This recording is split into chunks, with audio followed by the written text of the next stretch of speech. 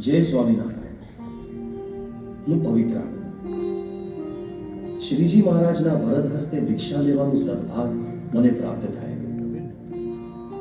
તેઓએ મને સ્વીકાર્યું એ એમની કૃપા. પણ મને જો મહુવાના પ્રાગજી દરજી ન મળ્યા હોત તો કદાચ મારું કલ્યાણ અધૂરું રહી જાય. હા, એમણે જ મને મૂળ અક્ષર સ્વરૂપ ગુણાતીતાનંદ સ્વામીની યથાર્થ ઓળખાણ કરાઈ ને કલ્યાણ આડે રહેલી છેલ્લી તંતી પણ કાઢી નાખી. જોકે પહેલા તો હું આ વાતનો સખત વિરોધ કરનારો હતો.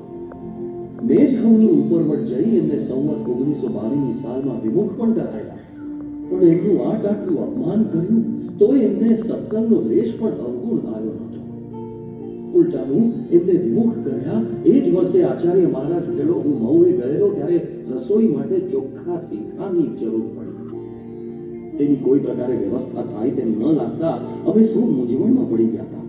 એ વખતે આ પ્રાગજીએ ઘી, તેલ, લોટ, દાળ, ચોખા વગેરે સીધું અમને આલેલું ત્યારે અમે જમવા ભેગા થયેલા. એ ટાણે સૌને થઈ આવ્યું કે આ પ્રાગજી ખરેખર જ્ઞાની છે. આપણે આટલું અપમાન કર્યું તો એ સર્વોપરી સેવા કરી. મંદિરે આવવાની બંધી કરી તો મંદિરની બહાર બેસીને પણ કથા વાર્તા સાંભળે. મહુવાના રોકાણ દરમિયાન જ એક રાત્રે મારા તંબુની બહાર આવીને એ બેઠેલા. હું લઘુશંકા કરવા બહાર આવ્યો ને મેં એમને જોયા. મેં પૂછ્યું કે મતારે? ત્યારે એ બોલ્યા, સ્વામી, મને તમારા સમાગમ વગર ગમતું નથી.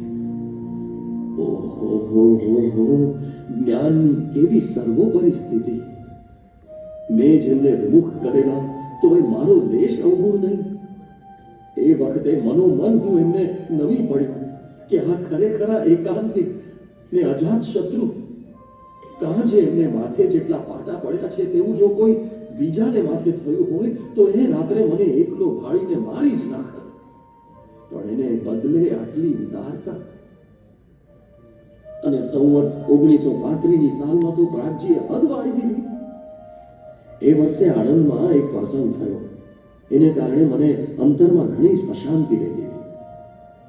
પણ પ્રાગજીએ વાતો કરી એવું ટાઢું કરી દીધું કે મને લાગ્યું આ પ્રાગજી જેવા નિર્માની ભગત બીજા કોઈ નહીં. એમણે ગુણાતીતનો ખરો વંશ રાખ્યો છે. એમના અંતરમાં જરા પણ રાગ દ્વેષ નથી ને કોઈ દાડો વાતની વાતમાં પણ બદલો લેવા સારું બે શબ્દ બોલ્યા નથી. એ વાતો એ એક જ. ખરેખર એ વાતો એ એક જ.